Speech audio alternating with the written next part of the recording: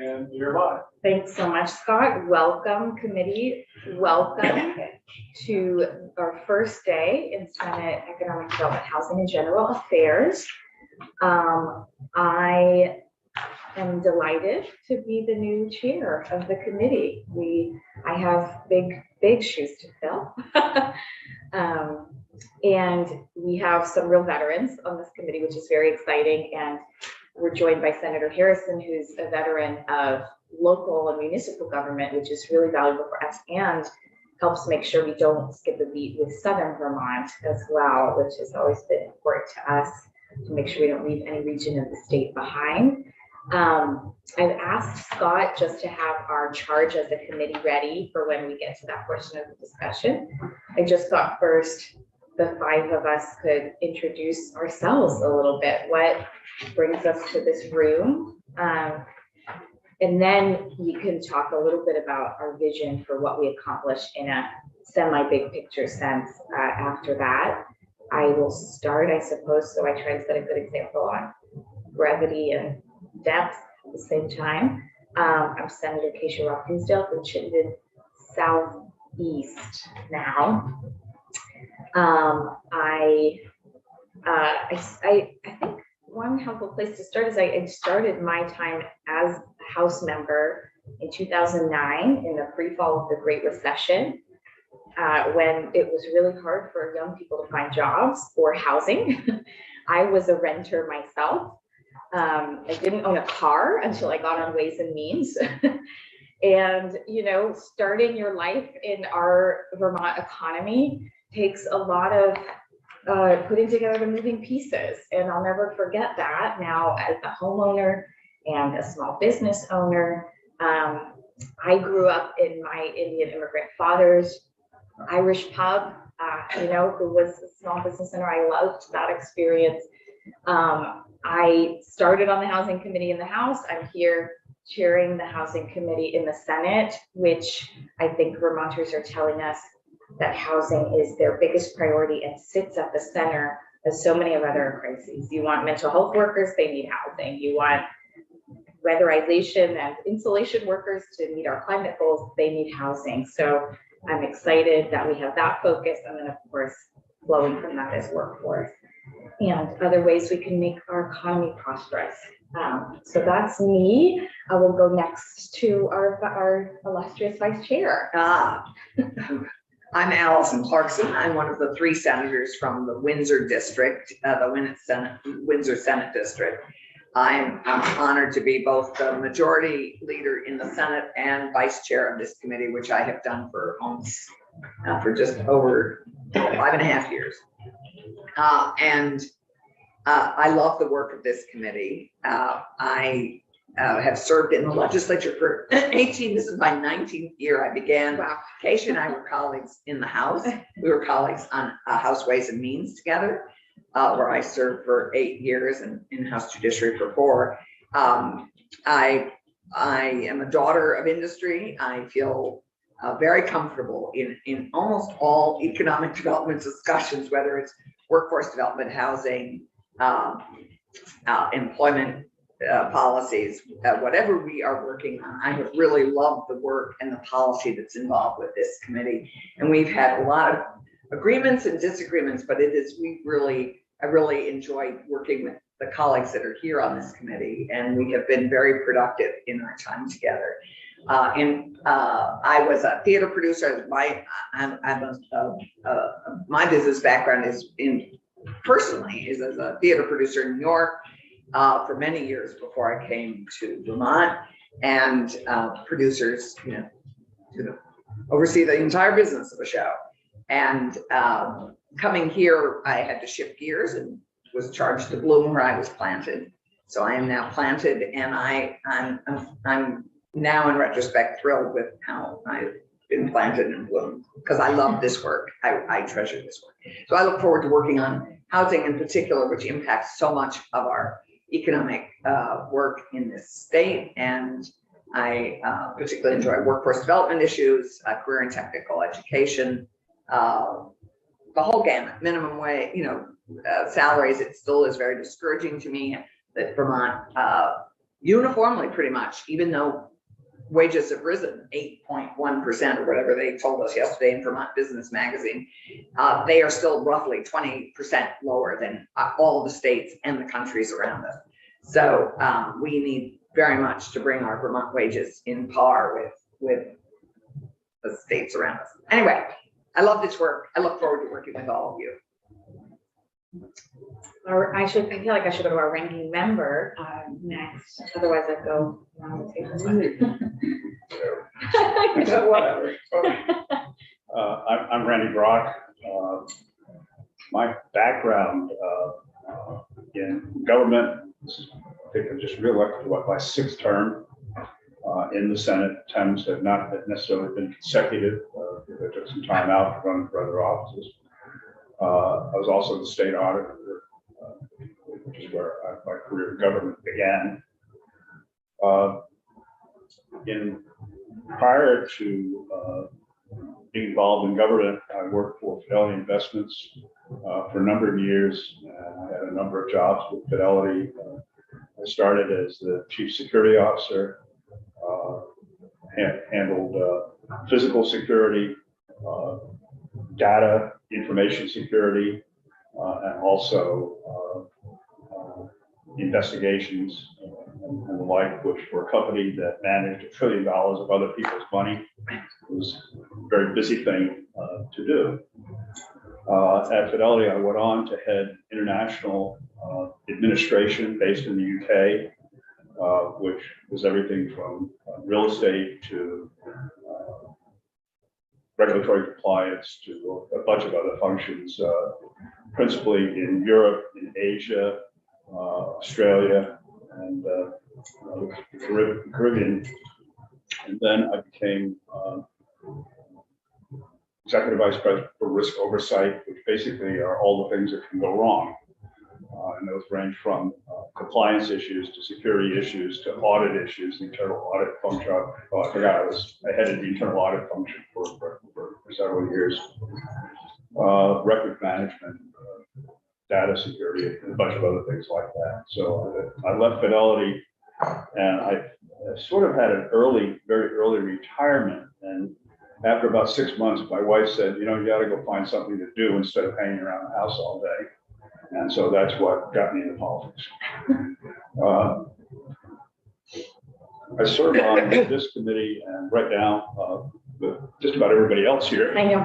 on the finance committee, which is actually the tax committee. If you're not familiar with it, no one wants to call it tax committee. We should never say we want to. And fees. You served on the tax committee. And there is a direct linkage to what we do here to what happens in finance, because you've got to figure out how to fund what it is that we're doing, and that is always a challenge. My major interests in this committee fall into a number of areas, some of which are similar to what others have said, some of which are a little bit different. If there's a no vote on the committee in bills, typically I'm the no vote. Not always. Not always. But a very spirited and collaborative no vote. I'm concerned, among other things, about accountability. That if we are spending money to do something, that, well, what are we getting for it? Are we getting a return on that investment? Is it a sound investment? And is it the most efficient, effective way to do things? And are we creating other kinds of problems in terms of what we invested? Time to time, you probably hear me talk about that. And we appreciate that. The issue of workforce development, the whole demographic crisis that we have in Boston is something that we work on a lot. I've been very active, and I think probably the principal spokesman on the remote worker program, the returning worker program, which are investments to actually get people back. One place that I'm disappointed we haven't made progress on, and this is as much a finance issue as anything else, is things like military retirement and exemption of military retirement pay, which I strongly believe, and Senator Siraki joined with that as a method to attract additional people. And we've got some more research indicating the return on investment of those states recently that have, in the past 10 years, adopted military retirement incentives. Senator Cummings and I have had long discussions on this in finance from time to time. Oh, I look forward to them bleeding into this committee. They probably will bleed. Maybe. Beyond that, obviously, I'm concerned with the whole issue of economic development in Vermont, and that, as you know, has changed over the years. There was a point in time in which I think all of us were serving in the General Assembly, in which the whole issue was how do we attract business and industry to Vermont because we need jobs. And now we're in a situation that's materially different of how do we attract the people to fill the jobs before we lose those jobs that may go elsewhere because we don't have the staffing and the housing that the staffing needs to live. To help them grow. Exactly. And Yeah. so that's a very, very different Different. dynamic than what we faced in the past. And it's again, one of the major challenges that they're going to have to deal with.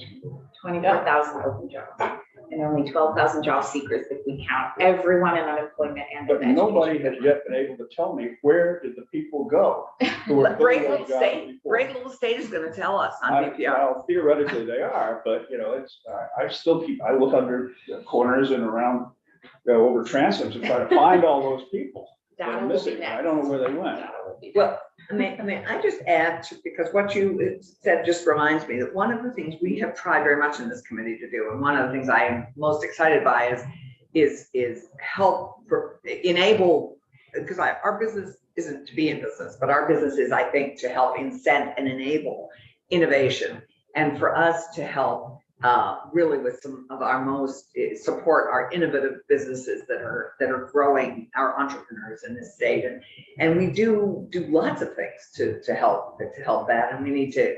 So in some ways, we're always continuing wanting to help grow. Well, we are. One of the things, though, again, in terms of the issue of accountability, is determining is what we're doing actually working. And Absolutely. are we producing a result that makes any sense, or are we adding additional bureaucracy and obstacles and difficulty that is counterproductive to what it is we're trying to do in the first place? And those are just questions that we should be asking with everything that we do. And we're going to hear some updates on a lot of those programs, right? Well, let's invite everyone into the conversation, and then that's the next thing we're doing. Senator Cummings, we're so excited to have you join us, and you can give us some. I'm one of interest. those rarities, a returning senior. I've been here 24 years. This is my 25th. I chair finance. This is my third stint on this committee. I believe it was one of my first year here. We did electric restructuring, which in the end we didn't do. And I come out of municipal government. That's right. So I did a lot of hands-on economic development in the city of Montpelier, really trying to get what was a pretty dead downtown up and running. I also came from a background of being an anti-poverty worker and spent, I think, 10 years, a lot of years on the board at the what is now Capstone, the local economic,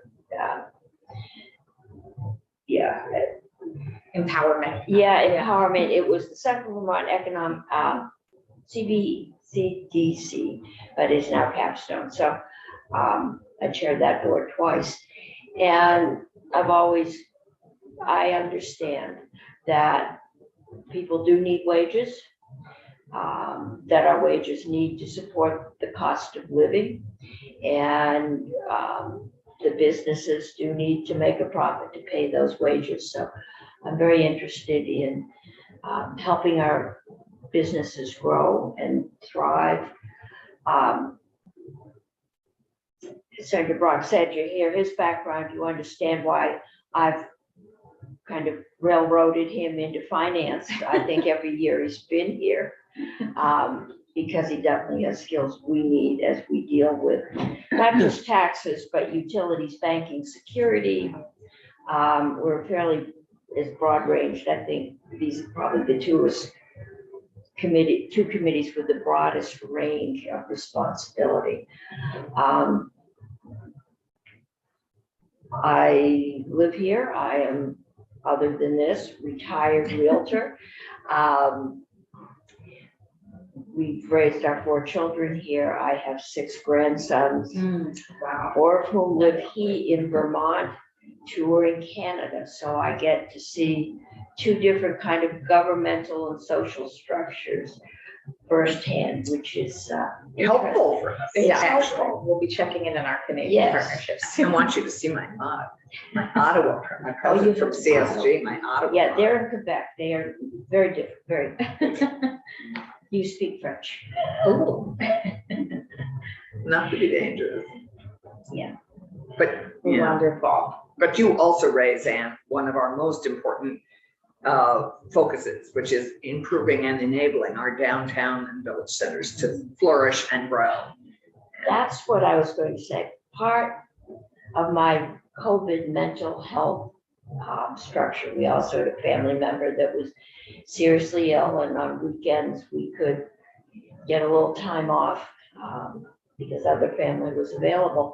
And I just need to get out of the house. So we went for rides, and my goal was to see parts of Vermont I had not seen. So like the governor yesterday, I have seen the 2 faces of Vermont. Very proud, Chittenden, Franklin County is growing along the lake, kind of along the Connecticut River. The Northeast Kingdom, they're having trouble just keeping the housing they have standing. The traditional jobs in forestry and a little industry are gone. And yeah, we do need to find a way to help those people find a new way to support their families and to live, I think, the dream that we all would like to live. Absolutely. That's one of the things, of course, that we're doing with things like the remote worker program and so on, is looking at where these jobs are that are created by these programs. And the good news is there've been a really good distribution of them. They haven't all been Chittenden County Yeah. jobs. It's a good distribution throughout the state, and Yeah. that's good. That's very powerful. Right, and we try to pay attention, where did our recovery dollars go? And everyone noticed, Rutland County, for example, was low on uptake, so let's go back and revisit that before we close out the program. And, agriculture has quite a few heavy hitters this biennium, so I'd love for us to have some collaborative hearings or discussions at some point about the rural economy. And we did, I'm not sure if it originated here or in finance, but at one point we did set up a program that would help small towns and small organizations get the grant writing skills they need to, and we have set the foundation for community-owned and operated broadband. Now our job is to see how they're doing. Mini And- Chris is another thing. Yes, Yes. oh, our project-based tips. We Yes. desperately need to. Yes, Oh, I was afraid that might come up. Yeah, it'll come up. that's right, we're gonna have some tension. And I am the healthy queen of tension. tips. Yeah. I see Senator Harrison already taking notes, which is, it's so deeply appreciated. I think they're going to be a very solid addition to the Senate and this committee. And just so folks know, as I think is generally customary, and I don't know if anyone wants to fight her for it, I did ask Senator Harrison last night if she would do us the honor of serving as the clerk of the committee, and gratefully she said yes. Thank you, Wendy. Thank you. Do And we have to elect? we should. We do. We should. That's what I put thought. It selection, just yeah. goes without Yeah. saying that Senator McDonald is the clerk and vice chair in finance. He's been there for Right. 100 years. And I frequently forget that we need to elect him, and I wasn't sure of that. It just gives the clerk another vote to certify, but yes. It's on my agenda for this afternoon, but Senator Harrison, why don't you introduce yourself and then we'll take the vote on having you as clerk. Thank you. And I can never say no to you, Keisha. Thank you all. I'm really excited to be on this committee, and even more so when I hear about all of your experience. I've been a senator for 2 days now, almost 2 days, so almost 3 days. I'm very honored to be in this position. I am originally I grew up in Florida and California. My family was in the space industry. So I was on the Space Coast of Florida and then in the Silicon Valley area of California, where I saw a lot of development happen, particularly in California. And then I went to college back east, Bryn Mawr College, just outside of Philadelphia, and I studied economics, specifically urban economics. So I've been thinking a long time and working just about the balance between public and private and how to make it work well for both, which is, how we get a healthy community. My first job in Philadelphia was for the city controller, Senator Brock. So we did pre-audits on my side of the office, and it was really fun. Even though Philadelphia was in not good straits at that time, it was in the mid 80s. And everyone was leaving. It was a scary, violent place. They've obviously turned the corner if you've been there recently, and so I'm glad they're doing well. That's where I met my husband in graduate school. He's a native Vermonter. When we were leaving Philadelphia, we were going to go either to Florida, California, or New England. We made that choice based on job opportunity, relevant to this conversation. And the first job that came up that was a good job was in Florida. So it was a little bit south of where I had grown up. We ended up in Palm Beach County, thought we'd be there 5 to 7 years. We were there almost 30 years. And that's where we had our kids. And I worked in small and large local governments. I was a solid waste director, which was really interesting for a county. And then when I had children, I ended up wanting to work part-time. I did some historic preservation work and just general project development and like roadway development, worked with utilities. It was actually very fun. And eventually was on the town council of Jupiter, Florida, if you're familiar with it. It's a town of about 60,000 on the East Coast. And we did have a lot of development going on because it's a very desirable place to live. We had a strong mayor, not technically a strong mayor, but a mayor who was very supportive of preservation of and the environment, and it's right on the ocean, so it was people moved there because of its historic nature and environmental nature, and so we had a great staff to preserve much of that while having lots of development happen too.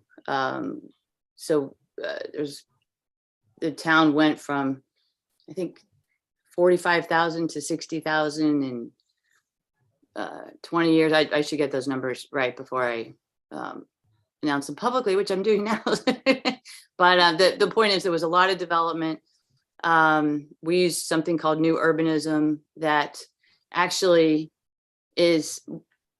tries to make communities be like a typical traditional Vermont type community where it's walkable. You know your neighbors. There are sidewalks. There's a thriving downtown. A lot of variety in different businesses, so you don't put all your eggs in one basket. That was the goal.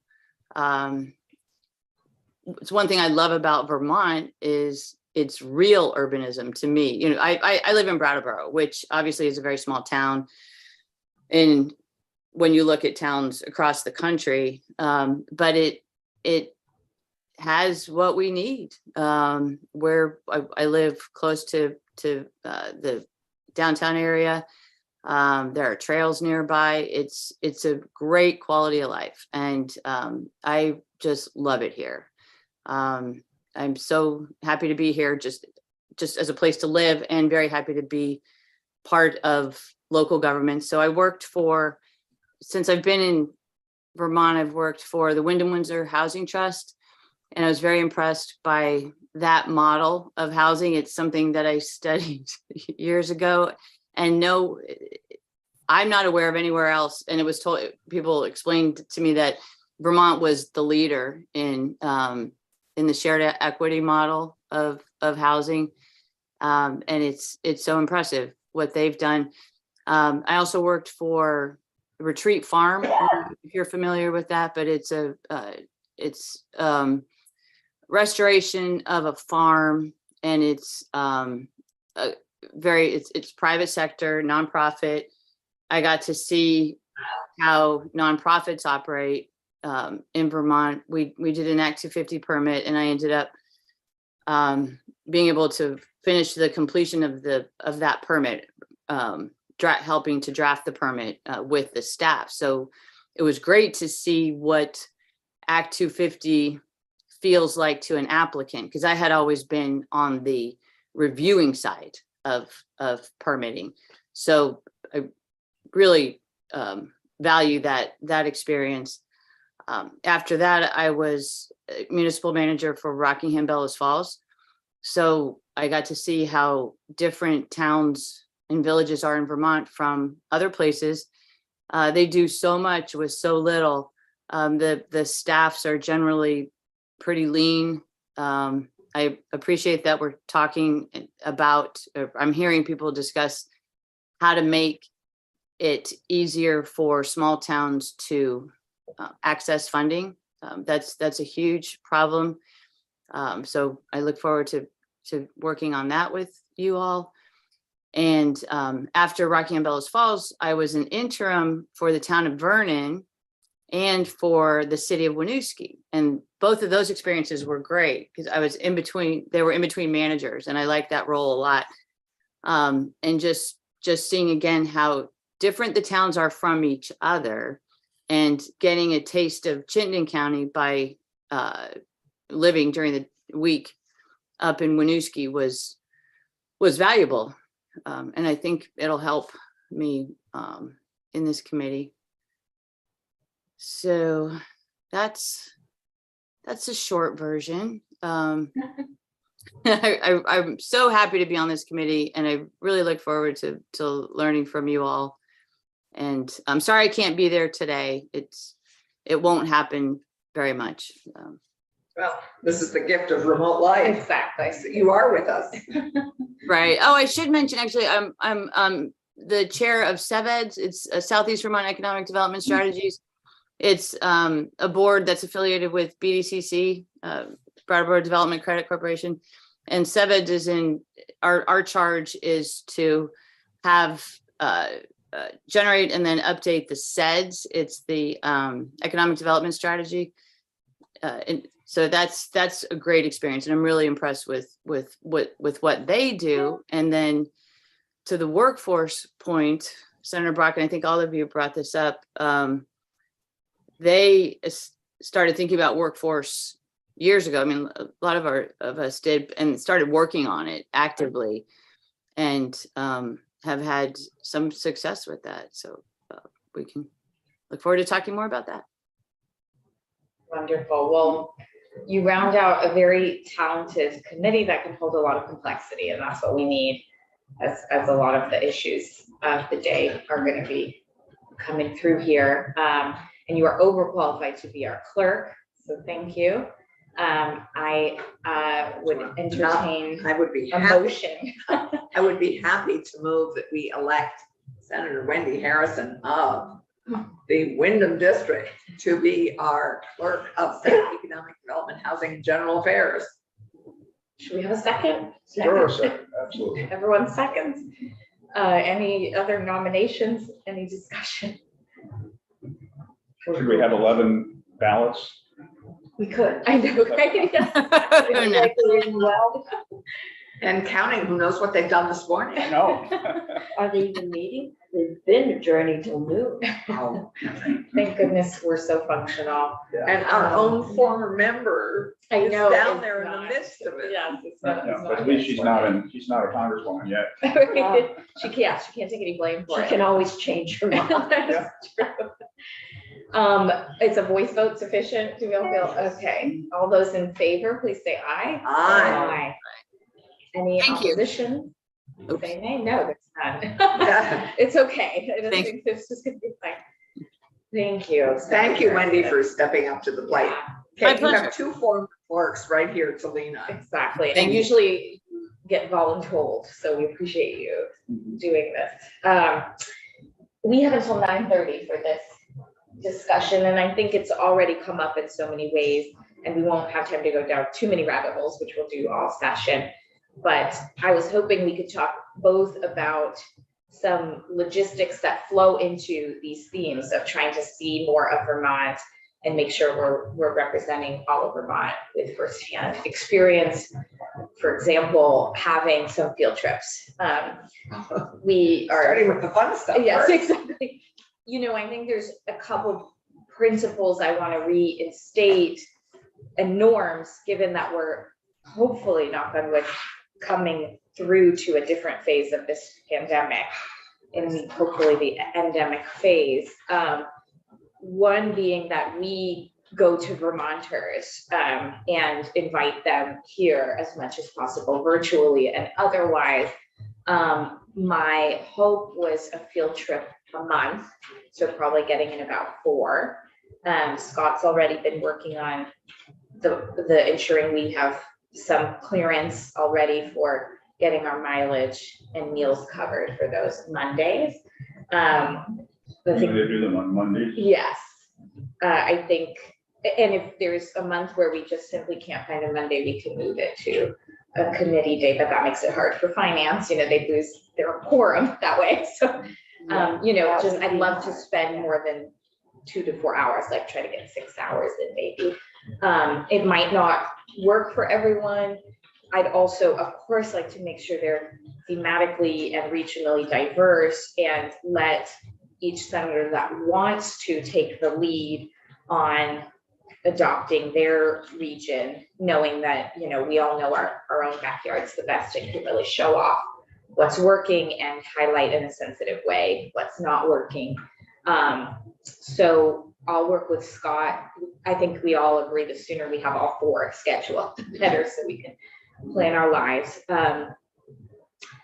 So I'd entertain discussion on norms like that. I've said already in the less than 24 hours that I've been chair, that I want to set an intention that people don't feel like they have to pack themselves in here to be heard or to make sure that the needs of the people they represent are heard, because I am pregnant, as I think all of you know, and I think all of us have sensitive health issues that, we don't want people to have to feel like they're coming in sick to participate.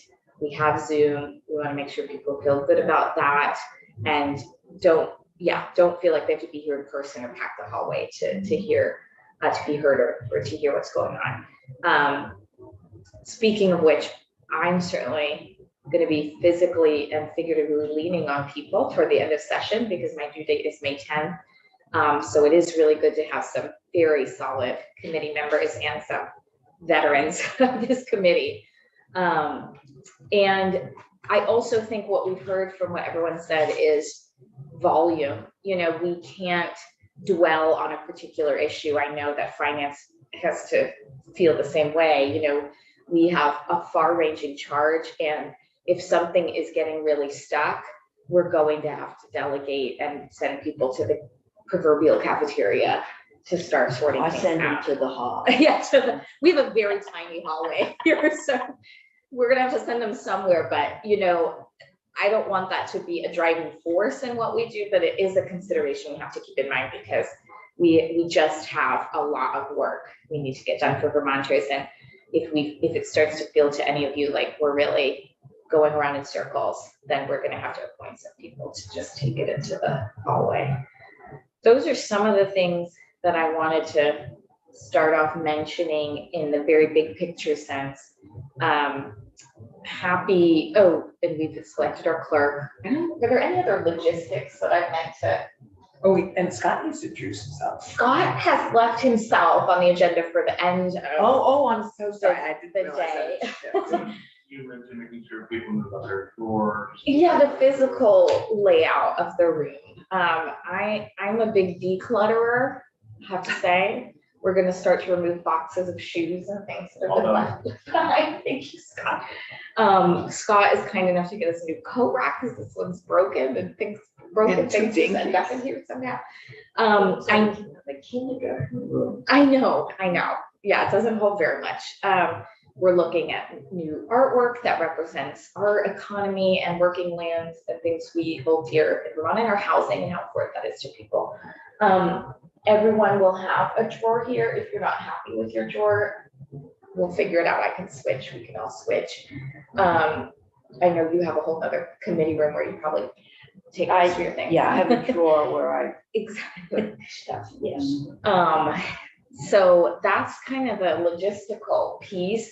I'm grateful that Scott put our charge up just in case that jogs people's memory. It's helped me to remind myself that military affairs is generally fully in government operations. I think because Senator Clarkson and I served on both last biennium, I would start to get confused about where we were talking about. Well, it what. used to be here. Exactly, yeah. It was, and John Bloomer reminded me that it had been here, but we went to clarify it because Well, there was a We little went to- issue on the floor with That's right. somebody from this committee making some, wanting jurisdiction on a bill. well, they presented a bill. And. Oh, right, and Jeanette stood up and said, You don't have. you don't have jurisdiction. Yes. It wasn't me. No, But- no. No, I do think remember that. military went when economic development came in. Yes, yeah. Yeah. So we have jurisdiction over matters relating to economic development, commerce, community development, tourism, marketing, promotion of the arts, film activities, labor matters, housing, liquor and tobacco control. I don't know if we'll formally add this, but cannabis is now generally a market that we're regulating and enhancing, not a matter of legality. And so Senator Sears has graciously agreed that a majority of that work will now come to us, and he'll still hold on to certain legal issues that are still in question. We've got some taxing issues. And it all ends up in finance anyway, is as we especially speak about lotteries and, sports betting I is was not gonna say, necessarily a lottery, but. It yeah, was here the that's- last time. I was here. Exactly. You're kidding, it was? That was Time to move. the dream team. Sears, Sirotkin, and who was the other member of that team?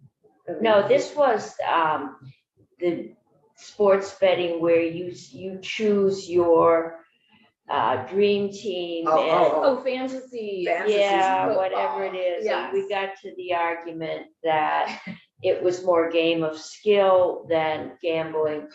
But we shot ourselves in the foot when we defined the lottery as not gambling. Right, I right. So yes, opens up a Pandora's box that I hope we close finally this year. And then, of course, as many of you know, all matters relating to a subject for which there is no other appropriate committee, my favorite part of our charge, which becomes a real grab bag. Exactly. We'll work on that. what Any, in our last 10 minutes on this piece of the discussion, any thoughts on either norms, logistics, or our charge, anything we've missed? I'm just looking at that painting behind you. It looks like there's a body on the ground. It's like a duck body. I'm not gonna say What anything duck body? unkind. Oh, it's a This turtle. person. It looks like a.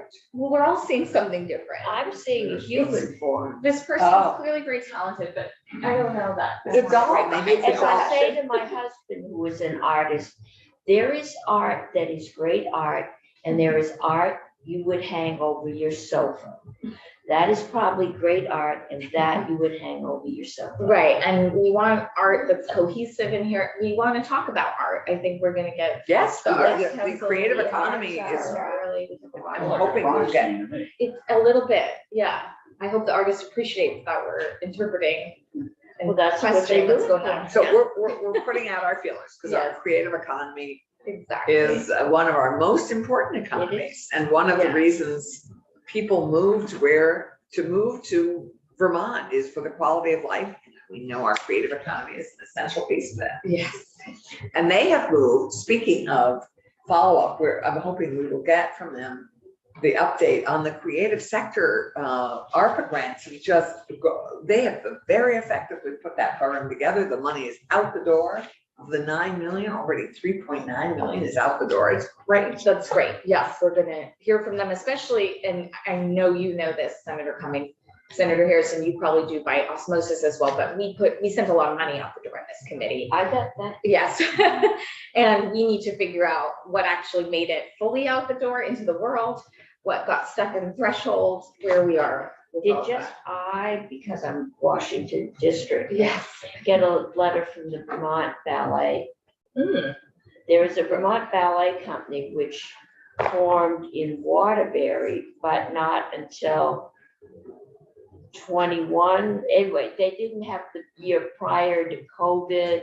Right. We spent a we lot have of dealt time on that. heavily with Yeah. the businesses that were Anyway. new. Right, and we're gonna hear about things we intended to do that perhaps the federal government interpretation changed on us, so, exactly. And one of our areas of jurisdiction that we haven't really talked about is as much as labor. So a Yes. big piece of what we did was unemployment, particularly Yeah. during the pandemic, and continuing our unemployment insurance. And we are still needing an update from the Labor Department on that. They have Work. gotten back to us about coming in, which is, Oh, that's good, but I'd like to know about their computer. yes, that is a huge interest. Not Spent a only- lot of Yes. my time that year getting individuals straightened out in the system Wow. because of the computer glitch. And I'm Yes. assuming a lot of us did that. right, we Yes. did. And so in addition to the IT challenges that labor faces, we also made some pretty big additions to the enhancements for people on unemployment, which we still have not gotten satisfactory answers to. So we are needing to have an update on that and where things are going. There's also a major accountability issue. Major, and then One of the the trust. things that I found most disturbing about the unemployment situation is we had a huge number of fraud incidents, in which some things were shut down, manualized because of it. And the department, as of the last time we had them in, still was not able to tell us how much money they lost. Yeah. We had something like, for the 10-year, and this is not new, this is not just pandemic related, this has been a systemic problem. We've had something like, it seems to me, $55 million in improper payments over a 10-year period that we looked at prior to this pandemic. And that is, an improper payment is a payment that just shouldn't have been made. It may be fraud, it may be error, whatever the case it may be. That's a large number, and it's a continuing problem, and to me, it's indicative of a lack of good internal controls in the department generally, and that's, to me, very worrisome. Right. Well, I have another worrisome, having been a victim. Somewhere there was a data breach. I got a notice that my 3 weeks working in a fish factory in Alaska did not qualify me for unemployment insurance, which I had never applied I was for. gonna say, I'm surprised that didn't come up in your bio. Yeah, and, but I fortunately mentioned it to someone and they said, oh, I was gonna just call and say, look, this is fraudulent. But it turns out that they had not just my name, birth date, they had my social security number, they had all my relevant data.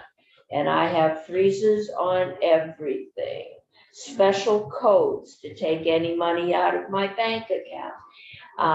It was just one of those, it's a real pain. You're lucky you caught it early. I'm lucky I caught it Yeah. because I know there were several Yes. that I know personally, people that worked in government or in the legislature Right. who had their data stolen. Yeah. And I've never heard, when there's a data breach, usually there's some notification. Right. I have gotten no notification. I think in many ways that is our topic. It's not spelled out, but consumer protection issues all come to this committee Yes, as well. And so we generally claim many elements of data privacy and cybersecurity. I was gonna say. Don't go to DevOps. I believe that we will be seeing work from the Attorney General's office on data privacy and, yes. Yeah. And on a couple of other issues. Yes. And that reminds me, there's just a lot of delegating to do for many reasons.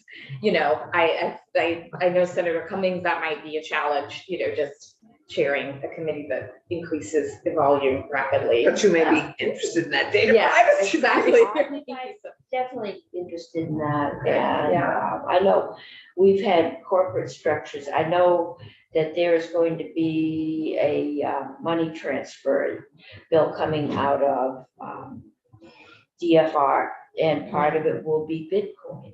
Okay, yes, cryptocurrency we'll need to look at. So we will, it'll come to finance because it's securities, it's money Right, that's transfer. right. Yeah. But this is another brave, and I remember your husband came. on. Blockchain. All Well, about before blockchain. blockchain, it was all online corporations. Yes, yes. And we were trying to Our figure out, digital corporation. what does that look like? My daughter's worked for 10 years, over 10 years, for an all online college And now it's- admissions. and- They don't have an office. Right. Everybody Right. works from Yeah. home. So we It's were all puzzled by it at the beginning, and now it's like standard. I know. We've been all. We created a great opportunity in Vermont by Yeah. creating those. So, We were- and Senator Harrison, is there anything that you feel like is a passion of yours or an interest that we haven't fully spelled out? Thank you for asking. Yeah, really workforce, housing.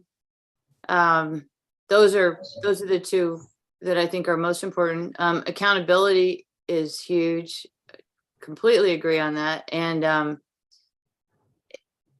I'm not sure, we'll need to let me know how this works, but if a process is a problem that doesn't really relate to legislation, I don't know what our role is there, but sometimes the process can be the hindrance, as opposed to fundamental structures in the economy. It can just be tweaking processes that can make a positive difference. I'm glad you raised that. I mean, some of us sometimes over compare our House and Senate experiences, but I have found that because the Senate does confirmations and appointments, there's often more of an opportunity to dig deeper into how do they lead, what is happening in their, the governance of their agency or department.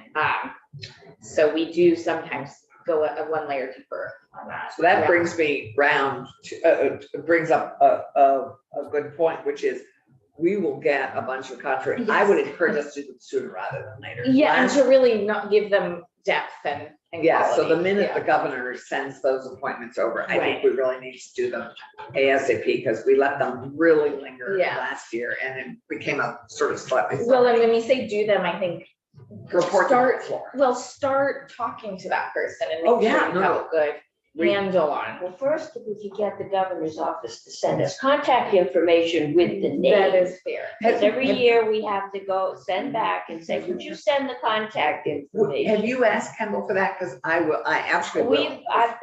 Committee staff asks every year, but if Kendall just sent it in the first place, Okay, life I would be will, easier. I will be happy to chat with Kendall about that. Because you hand them out, and then it's 3 days, 4 days later, you hand out, and you can't just call while it's fresh on your mind and when things are quiet. Right. And then they start getting put in the bottom of the stack, and at the end, we're all scrambling to get people confirmed. Yeah. Right, that was a bit of a scramble last biennium, so that would be, yeah. It is that would be every good. year. So, as we zoom back out at 9:30, Ledge Council starts coming in. So Ledge Council is gonna start coming in to deepen our sense of each of our elements of our charge. I think we've heard over and over again, housing and workforce, and the data there will come from, the quantitative side. We're gonna spend the next week or so trying to get as much data on the 24,000 open jobs, the housing gaps, housing and homeownership gaps that we have that are huge, the demographic disparities in all of that, The wage gaps the wage gaps. and income. Yes, and the storytelling, I hope, will come from a combination of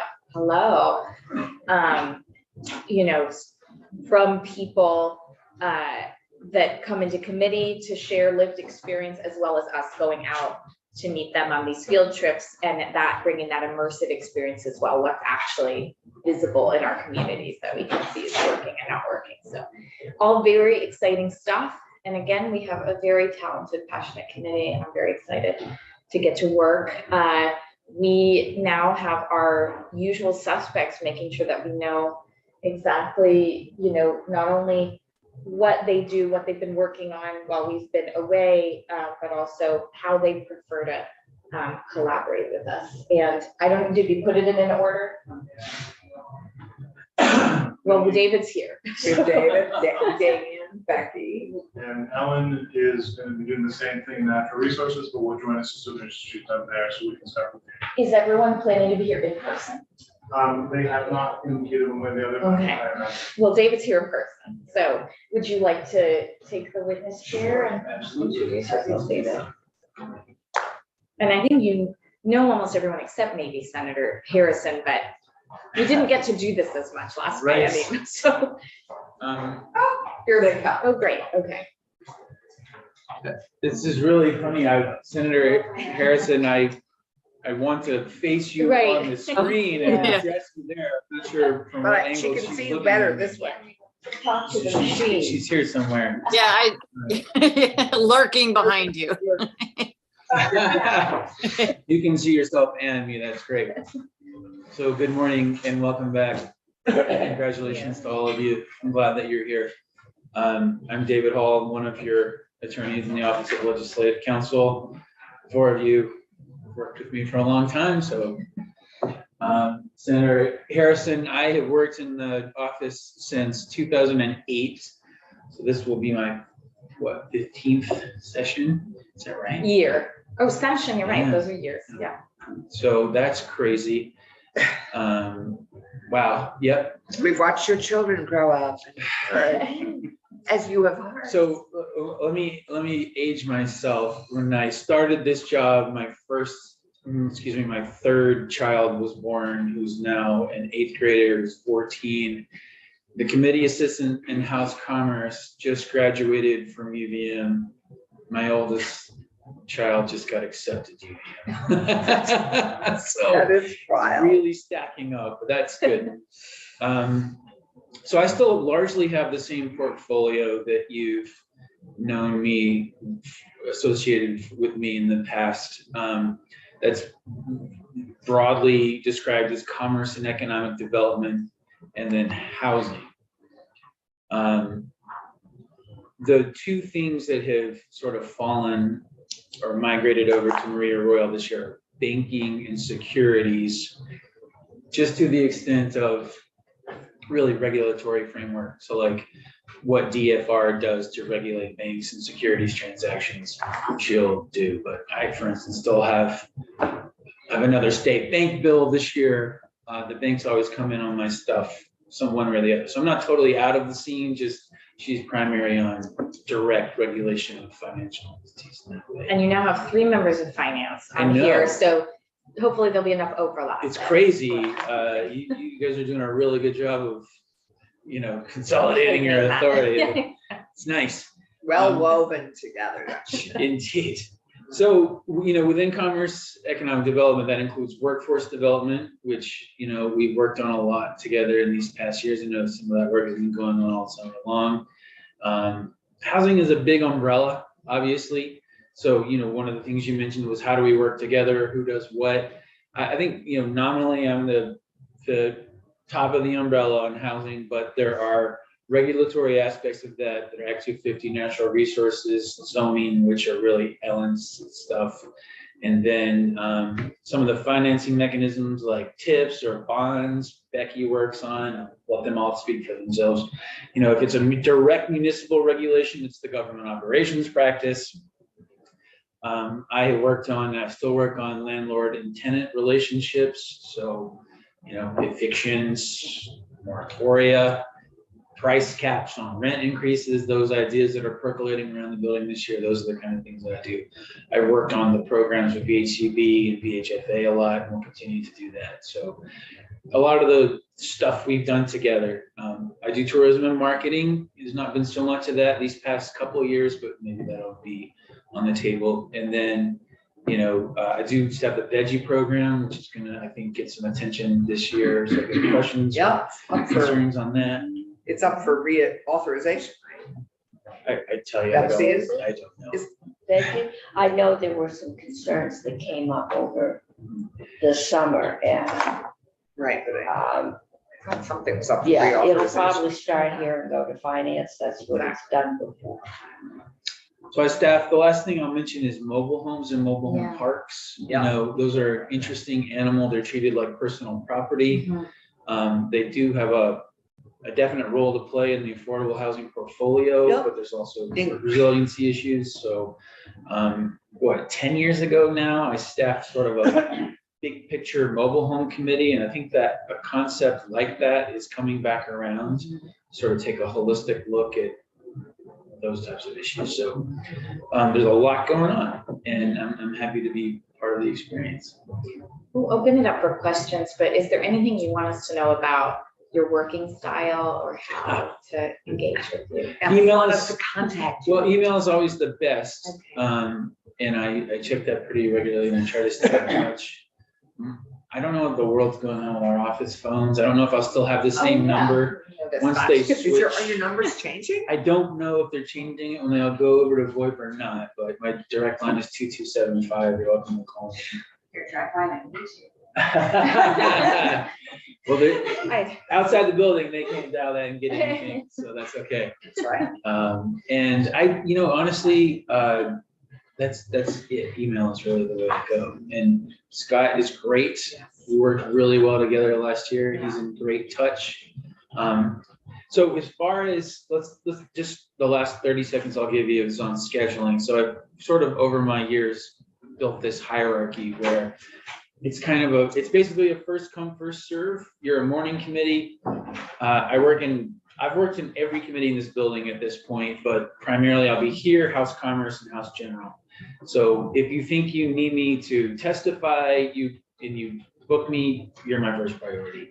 If you want me to make sure I'm in the room to listen to testimony, if you book me, I will be sure I'm here unless I'm testifying somewhere else. If a bill has to be voted out somewhere else, I'll obviously need to be there, but then I can come to you. I recommend the committee assistants, if they see my calendar is open, to just book it first. We'll ask questions later. I'll try to make it work. Great, All right. thank you. Uh, Why don't you stay there for a second? Okay. Does anyone have any questions for David? Wendy might. I'm looking at my face. I think I'm good. Thank you. I appreciate the quick intro, and I look forward to being in the building. I will say, while David is in the witness chair, just for the sake of transparency, because everybody's saying, where's the housing bill? It is in progress.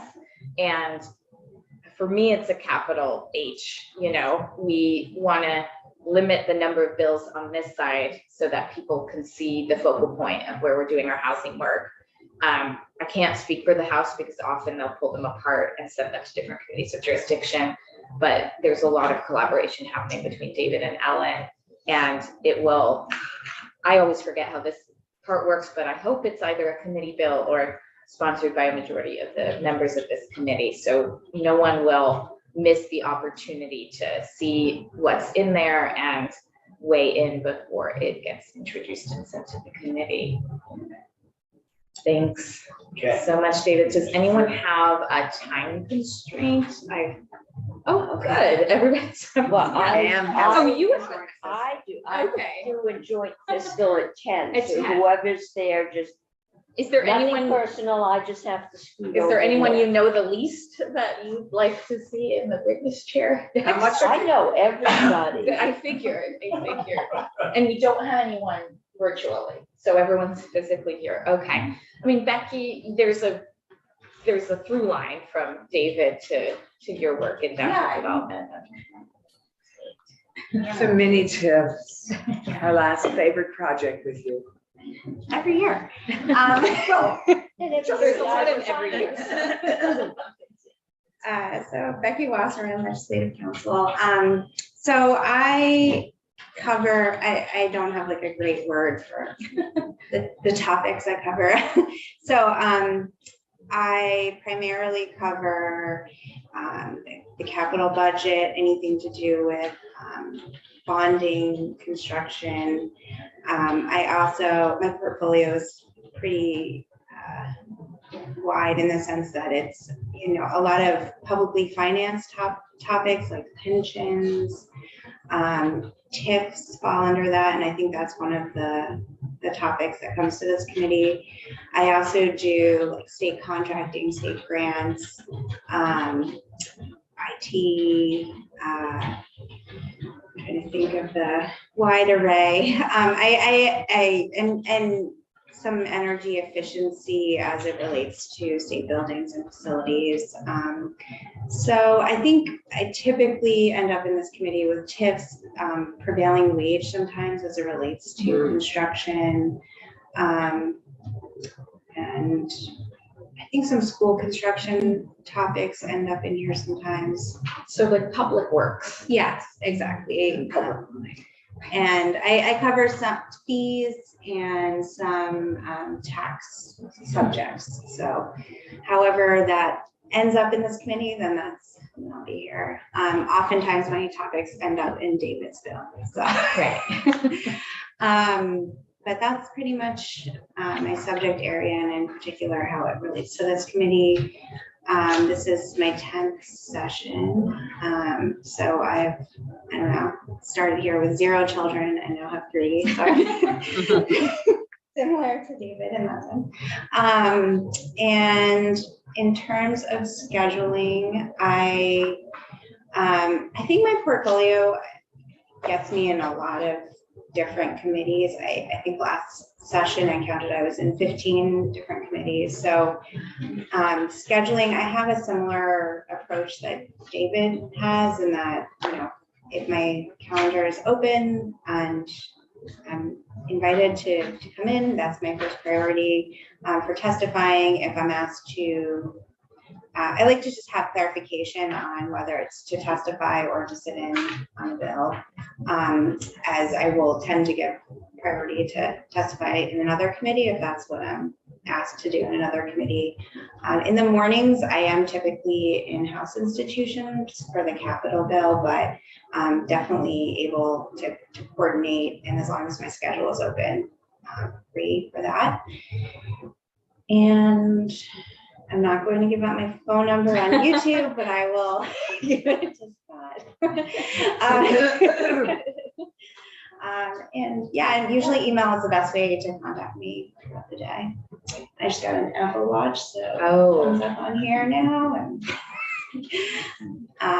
yeah, anything. I don't know if there was any other questions. Was there anything you were working on over the summer and fall that we should? Because Like sometimes task we might force not work. remember your jurisdiction. This summer. Did you work on a task force, David? Yours is No, this summer. Work for, you need to work. Yeah. We didn't, we did our governance piece. I mean, Yeah. David and I have been working on governance, but other than that, No. Yeah, the summer was actually pretty quiet. summer was for pretty me. Okay, for- it is for- election year. Election Yeah, for year. summer Yeah. committees. So I don't think there was anything that I worked on that was coming here. I mean, I think, yeah. Questions? Well, there were some task forces that didn't have lead council support Right. that worked this year, and there are things from some of those that will come here. Right. Yeah, we have plenty of studies and reports to catch up on. I just didn't know if anybody wanted to preview anything. Yeah. In the chair. Thank you so much, Becky. Tucker's gonna defer to Damien, I'm sure. So Tucker's telling me it's age before beauty, so. Can't fight about that all day, so thank you. Good morning, I'm Damien, Damien Leonard, I guess. That's Wendy, it's nice to meet you, virtually. So I cover labor and employment law primarily, so unions, minimum wage, paid family leave, employment discrimination, non-disclosure agreements, anything like that related to the employment realm that would come in here. I also cover discrimination issues, so public accommodations discrimination, some Americans with Disabilities Act things, building and fire safety codes. So when did you get stuck with that? I've had it because it's in general. So to be perfectly honest, I mostly see that every time they update the codes for the rules. I rarely, if ever, see legislation. The House has a bill on fire blocking, which is preventing fire from spreading through the walls by ensuring that there's a physical barrier. But you know, it's a rare legislation. Most of it's covered through rules. For me, scheduling like David, first come, first serve. Typically, if it's just witnesses that you want me to listen to, I like to have notice.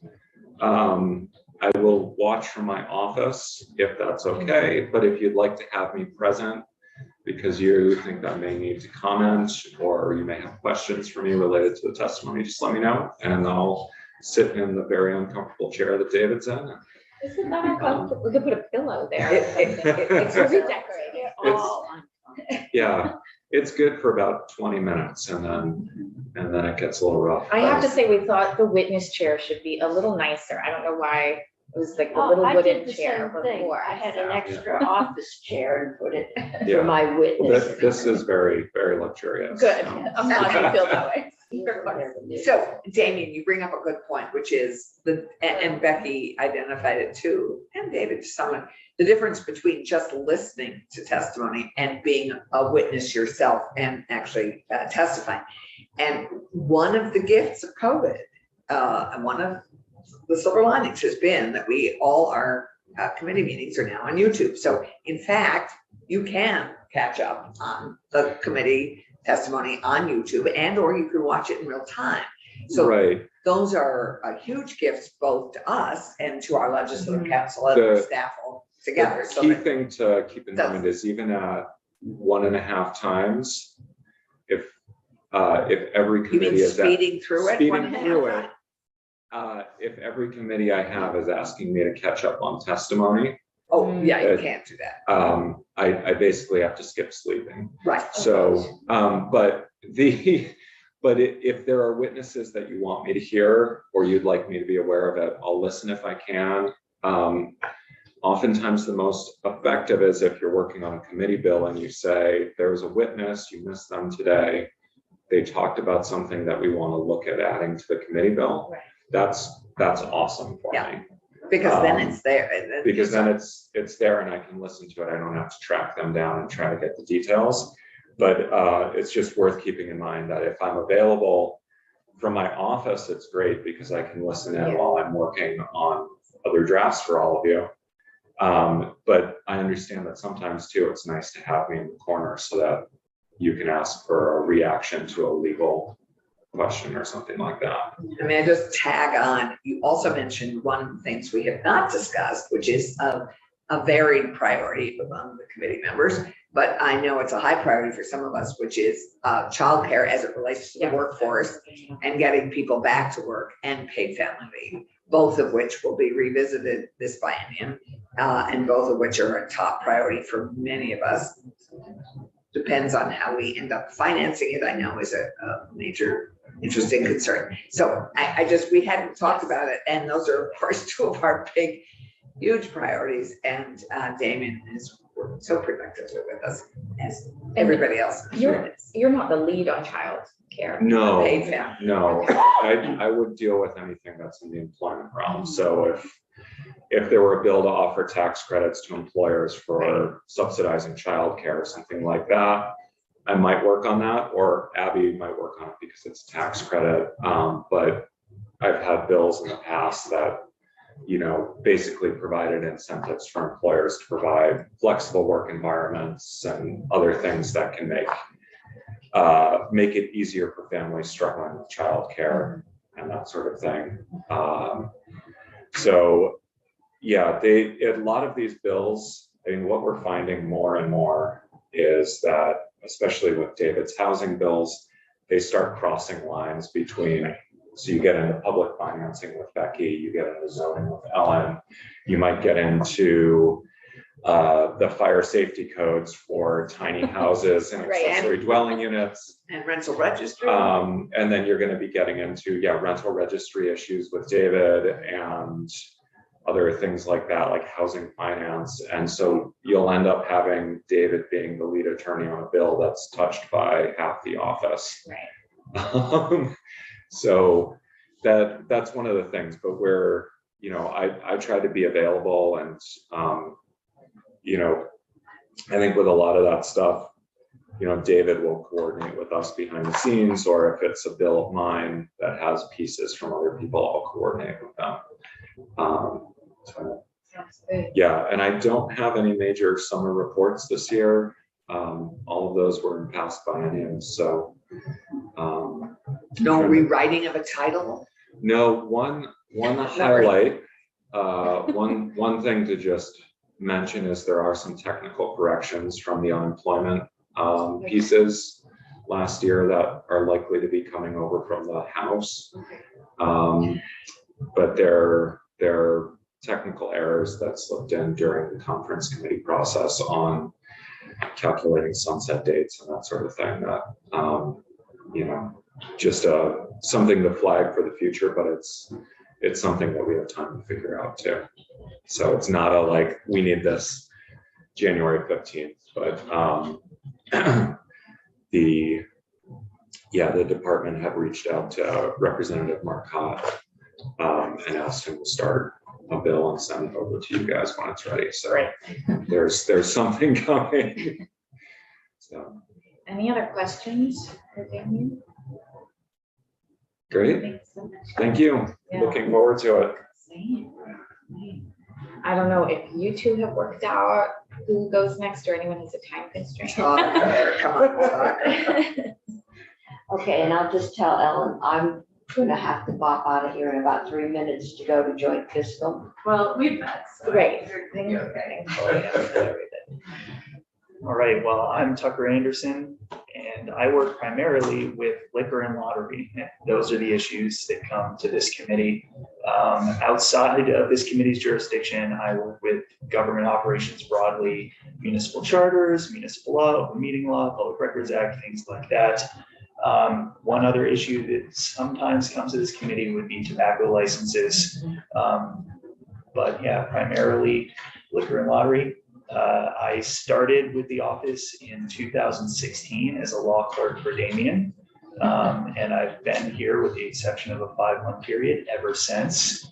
I started with 0 children and some ducks, and now I have 0 children and 0 ducks. So that's the progression. Oh, what happened to the Yeah, dog? what happened to those ducks? A combination of dogs, coyotes, raccoons, and a feral moose, I suspect. But yes. So they all met a violent end. They all met. None passed away. That's So, Well, maybe. however, I will point out that you did start with no wife, and now you have. Yes, although my wife and I have been together since high school, so Yes. she was there the whole time, supporting me while I was clerking for Damien and Betsy all the way through my moving on up experience. Here Your at glow Cultural up, Council. yeah. Yes. And you have a dog. I have that a does dog. not I have? have 2 dogs. Your 2 Who dogs. has not yet been lost to the other wildlife? Yes. It Was would be a that viewer. amongst the pets we met on Zoom? Oh, yeah. We met a heard lot of barking. pets. Yeah. Yeah. We never did meet the ducks, which I was always sad about. Well, they are not allowed in the house, so that makes sense. Probably The was. last poor duck. Are you getting more ducks or is this it because Sauce is stopped? Honestly, the Yeah. freedom of not having ducks has been pretty excellent. Okay. They're a little high maintenance. They I would didn't follow know me that. around the yard. Are they more high maintenance than legislators? That's not a fair I will question. not answer that question. Are we like ducks? Just as messy. Oh, we like ducks. I did have a fall/summer study Yes. committee that I did work on, the sports betting study committee, and there is a report that committee filed with the General Assembly in December. I know you can neither confirm nor deny, but you have done a lot of reports on sports betting. And Yes. perhaps it's time that we don't make you do any more work on sports betting. Finally, I move think on with the issue. I Yes, think we're done. the legal research has been exhausted Right, at this point, exactly. so. Exactly. Yeah, and we appreciate that. We appreciate that very much. So I will point out that we have one of our best gifts ever to was membership as a wedding present to Tucker and his wife, membership to the 251 Club. And Anne shared with us that during the pandemic, she and her dear husband, you didn't actually reveal how many of the 251 you actually got. I didn't count. Am I getting reprimanded? Oh, no. Thank you. Oh, my. All right. I bet he's gonna This say is that. before reprimand. You usually get gifts and they get. Oh. Thank you. I can now get in the parking lot. I asked him if I could ran the gate and it didn't open Oh, because goodness. I didn't have my special. That would be So- worthy of a reprimand, so. He said I could do anything once. So it's update. We need an update from both of you on how many of the 251s we actually got. A lot of Addison County and not much else. Because of the ducks. So now you have. He's liberated now. Okay. That was something I was gonna ask you, but that's gonna be a theme. It's like, I'm leaving. Okay. Thank you, and It's childcare, so it's important. it's important. Oh, I do have a question. I do have Yes. one question. Cannabis Oh, is right. starting to transition to this committee as a regulated vice, a market that I think we're starting to see as similar to some elements of tobacco and liquor. Is that conversation happen in legislative council, or is Michelle holding squarely onto cannabis? I do cannabis, well, Anthony and I do cannabis fees and taxes. So, Okay, that's good to know. Anthea, Anthea does? Huh. yeah, so I meant if there's something that relates to Yeah. the vape tax, for example, or like the exemption for cannabis, or some of the fees that are being raised, that would not, like the money part of cannabis is not Michelle, but I think everything else is Michelle. Okay, we're looking at different types of consumption allowances and permits, and it felt to me like it would start to be the same conversations we have about liquor, and things like that, but that's all up to you, and Michelle. Yes, it's all Title VII. Okay, Which has happily been rewritten, and we don't have to revisit that. thank you. Oh, Senator Harrison, did you have any questions? Okay, that was just a affirmation.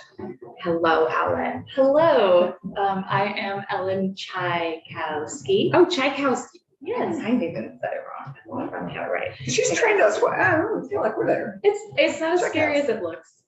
I have been with Ledge Council as an attorney since 2018. And like Tucker, I was a law clerk before that. So that's 5 sessions. I also was an intern with the office before that as well. I handle land use, which includes zoning and Act 250. I also handle climate change and energy. And so primarily what I have been in this committee for is usually things relating to housing, but as far as like zoning and land use. So zoning, I also work on like the municipal and regional planning issues, including the funding and grants programs under that, as well as the downtown tax credits. So I don't handle tax credits generally, but just the downtown tax credits, because I also handle the downtown designation program. Right. Extremely And neighborhood. succinct and helpful. And neighborhood development. Yep, neighborhood As well. development, village centers, growth centers. Yeah. Any questions for Ellen? Where are we on time? We're 10 o'clock. We're way ahead of ourselves. Okay. This may I be don't the only remember what time we this said. session that we're going to be 15 minutes ahead of ourselves. Good. And we said 10:15 to end. Oh, perfect. Okay. Any questions for Ellen? She doesn't have ducks. No ducks. Okay. Birds. No. Birds. Oh. And you have failed. Origami birds. Yeah. I have origami birds. She is. Okay. Okay. Those seem easy Not to real take care of. Yeah, yeah, Good it's to know. just origami all over the place. Ellen is a Wow. very gifted origamiist. I think it's just origami. What is it? I think it's origamis, but I don't know. Like pianist, you know, like. She's good with her fingers on the origami piece. Wonderful. Package. She's saying this on YouTube. I'm trying to think if there's any larger norms we want to set as a committee while we have all of you here. I'm just moving on from that. And I think there's just two things that I wanted to raise for everyone's benefit. One, we're going to try to set more regular meetings outside of committee to work on bills, especially given what Damien said. There's a lot of shared charge and it's really hard to get everyone at once in here, and that's not fair to you all. So we'll just try to do some work outside of committee to untangle language that needs more eyes and brains. And two, I remember David was really good at this last biennium, like being sick and sitting in his office and being with us from there. But, you know, I think we're somewhat endemic in this phase of the pandemic, but I don't want anyone to feel like they have to come in here if they're not feeling well. Either if you're feeling okay, but you know, have symptoms, to be remote, and otherwise, if you're not feeling well, we will just figure it out and move the agenda differently. But I think everyone has different health sensitivities right now that mean we want to keep our capacity limit. You obviously have preference and priority to be in here when that arises, but we want to make sure that everyone's healthy and not force you to be here when you're not feeling well. Those were all the other little pieces I wanted to mention. Yes, Becky. I'll just say for all staffs, and if there are also a lot of staff who have on that line of thinking, childcare issues, shortages, and children who are constantly sick. So I think you all are all doing what we can to update our calendars if something like that happens. Right. I'm increasingly sympathetic to that, being expecting May 10th. And next session, I'll be entirely sympathetic to that if all goes well. So completely understand, and I hope you felt supported when that comes out. So, thank you all so much. We don't get to hear enough about your backgrounds and how many years you've all been here. We've all been here too many years as well. But it's just, it's nice to start out this way. Yeah. I was like, what kind of math are you doing? Okay. It's, you know, I think we all are here, not for the pay. We're all here because this is one of the most stimulating and interesting jobs we've had. And it's always new. I mean, each bill is like a graduate course in that subject. And I think we're all here because we love serving our state and the people and helping influence policy that we hope will improve the lives of Vermonters and Vermont businesses and Vermont, period. So I don't know, you're all wonderful to work with, and we're very lucky to have you. Thank you. I don't actually know Senator Harrison. I don't know. Oh, that would be, it's a great suggestion. Yeah, Telling us about herself, but I've not met her yet. that's a great, thank you. If you want to repeat Wendy, that would be good. Good. Sure, or I'll update a little bit. So I'm from Windham County. This is my third day as a senator, so it's pretty exciting, pretty new. I have two children, grown up. I grew up in Florida and California, Space Coast or space industry family. So I lived in generally fast growing places until I went to college and graduate school in Philadelphia, where at that time, Philadelphia was not in good shape. I worked first in the city controller's office. If you're familiar with the controllers, it's not the finance officer. It's the auditor essentially. And I worked on pre-audit, which was helpful. And I'm just trying to figure, because I want to skip a few years. I went to Florida and worked on in municipal management. My degrees are in economics, primarily urban and environmental economics, and then I have a master's in local government administration from the University of Pennsylvania, and that's where I met my husband, who is from Vermont. He's a 7th generation Vermonter, and he actually organized a field trip for our class to come up here and go to town meeting as an example of local government, which was just amazing. And nothing I had heard of from being from big states. I was kind of shocked that, honestly, that Vermont had 2 senators at first. I thought, gosh, that's not fair. Now I'm glad. But just the more I've learned about Vermont, the more I appreciate it. And we tried to move back here a few times, but could not find jobs actually, which is relevant kind of to our economic development conversation. That was years ago. We lived mostly in Florida, had some time in New Jersey.